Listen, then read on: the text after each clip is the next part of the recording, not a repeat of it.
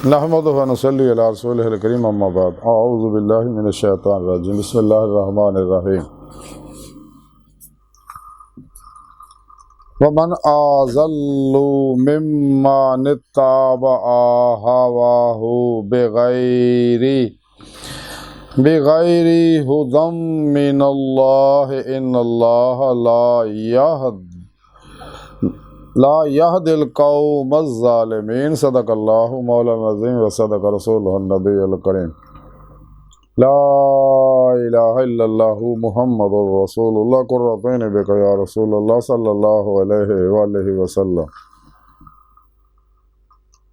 लब्बैक क़द वहद लब्बैक लब्बैक या गौसे आज़म लब्बैक लब्बैक या रसूलल्लाह लब्बैक लब्बैक अल्लाहुम्मा लब्बैक। अज़ल्तु लैक अब तक अल्लाह सोने दी बेहद हम्द सना अल्लाह दे प्यारे हबीब ते बेशुमार दुरूद सलाम तो बाद काबिल सद एहतराम मौजूद सामाईन, अज दे दरसे तसव्वुफ़ दे अंदर ख़ाशा ताबियादारी का जिक्र करांगे। कुरान हकीम दी सूरह कसस दी 50वीं आयत पाक जिहड़ी मैनूं तलावत करना तुहानूं सुणन दा शरफ हासिल होया। इस आयत पाक सुने रब ने फरमाया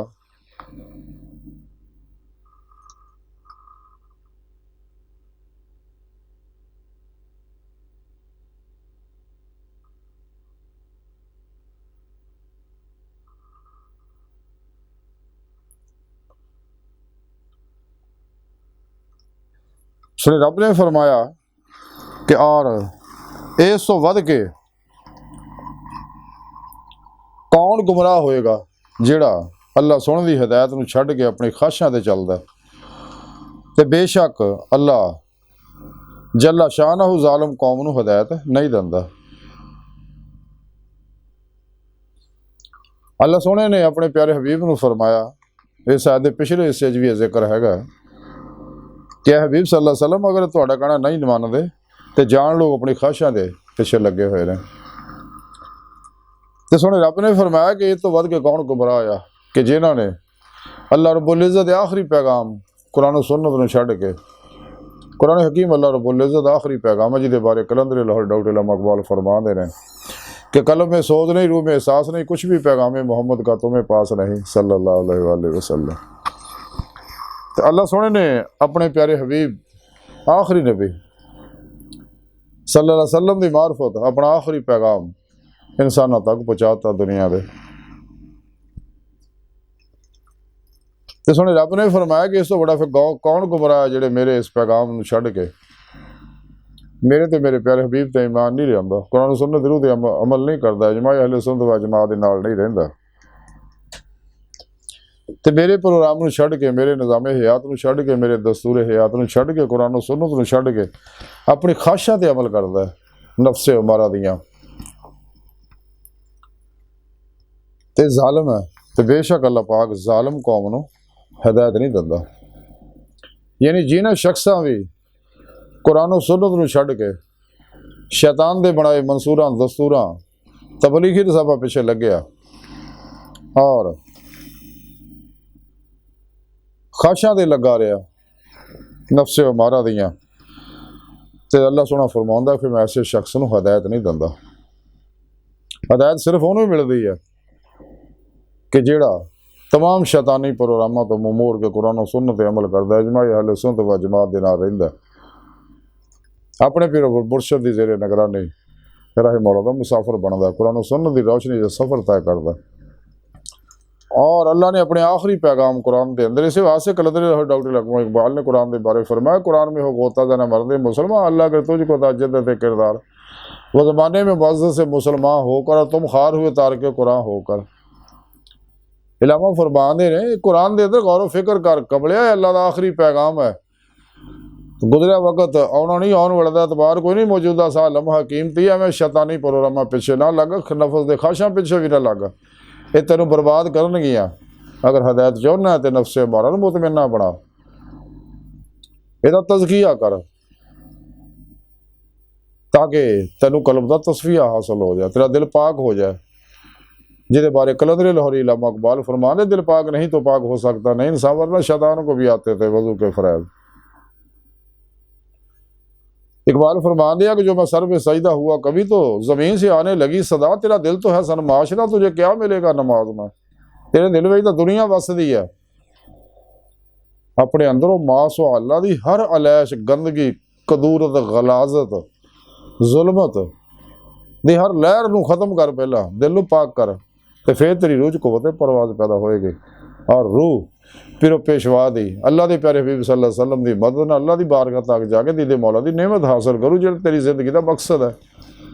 अल्लाह पाक ने इंसानों को अपने दीदार वास्ते पैदा किया, लेकर काफिर और मुनाफिक इन्हां गल्लां नूं छुपाउंदे ने। हालांकि जगह जगह सुने रब ने कुरान च लका अल्लाह का जिक्र किया अपने दीदार का, तो सच्चे नबी वली दीदे मौला करते गए ने, कर रहे हैं तो करते रहणगे।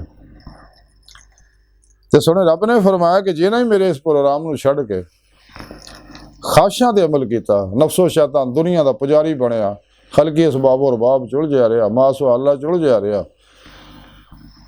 तो मैं फिर यह लोगों को हिदायत नहीं दिंदा। तो जिहड़ा शैतानी प्रोग्रामां तो हट के कुरान सुन्नत दे ते जरूर के मुताबिक अमल करदा, अपने पिरो मुर्शद को नूरी कनैक्शन हासिल करके हिजबुल शैतान ना शैतानी नेटवर्क ना राबता तोड़ के हिजबुल्ला ना अल्लाह सोने दे तौहीदी मुहम्मदी नूरी नेटवर्क ना राबता करके राही मौला दा मुसाफिर बनदा, रूह नूं अल्लाह तरफ दौड़ाउंदा।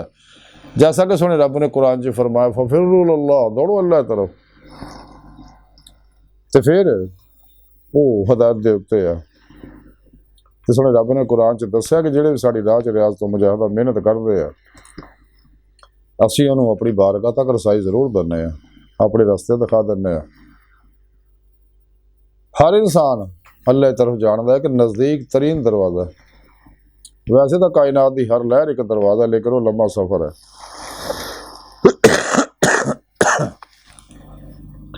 तो सुने रब ने इस वास्ते फरमाया कि इस तो बड़ा कौन गुमराह आया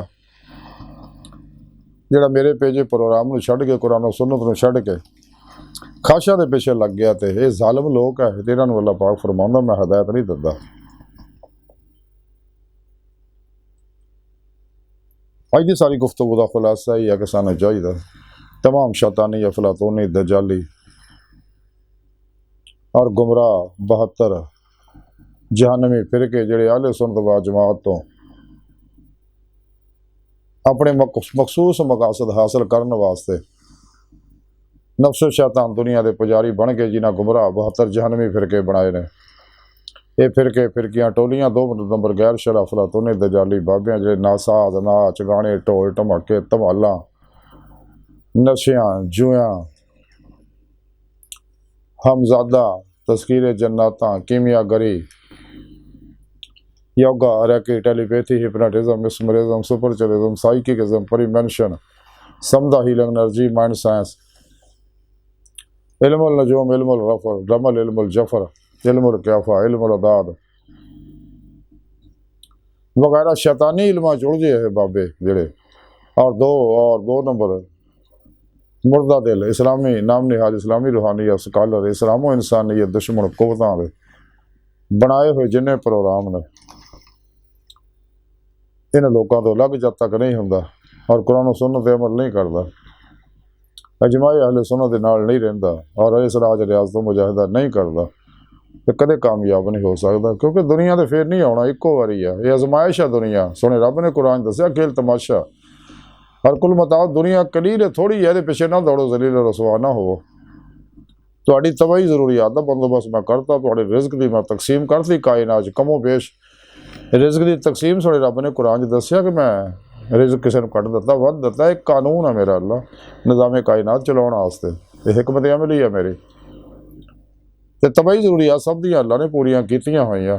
नहीं तो गौर करके देख लो, इन्हां समुद्रां दे विच मच्छियां नूं कौन पालदा, इन्हां फज़ावां परिंदियां नूं कौन पालदा, और इन्हां जानवरां नूं दरिंदियां नूं कौन पालदा, और उस तो इलावा बेशुमार वायरस जरासीम बैक्टीरिए फंगस इन्हां नूं कौन पालदा, अल्लाह सोना।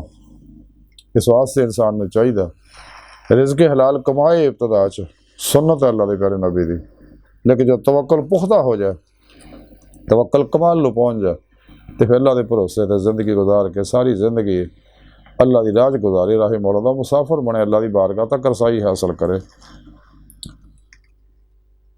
ते अल्लाह सोने दी बारगाह दिल दी गहराइयां दुआ है कि अल्लाह सोने हस्ता बड़े हकीर पर तकसीर माड़े कमज़ोर कम इल्म आजिज़ मस्कीन बेसहारा इंसान आ साए पीरो पेशवा दे तेरे प्यारे हबीब सल्लल्लाहु अलैहि वसल्लम दे साडा कोई सहारा नहीं सानू दुनिया कब्र और आखिरत सारा तौफ फरमाए नफसानी ख्वाहिशातों बचाएं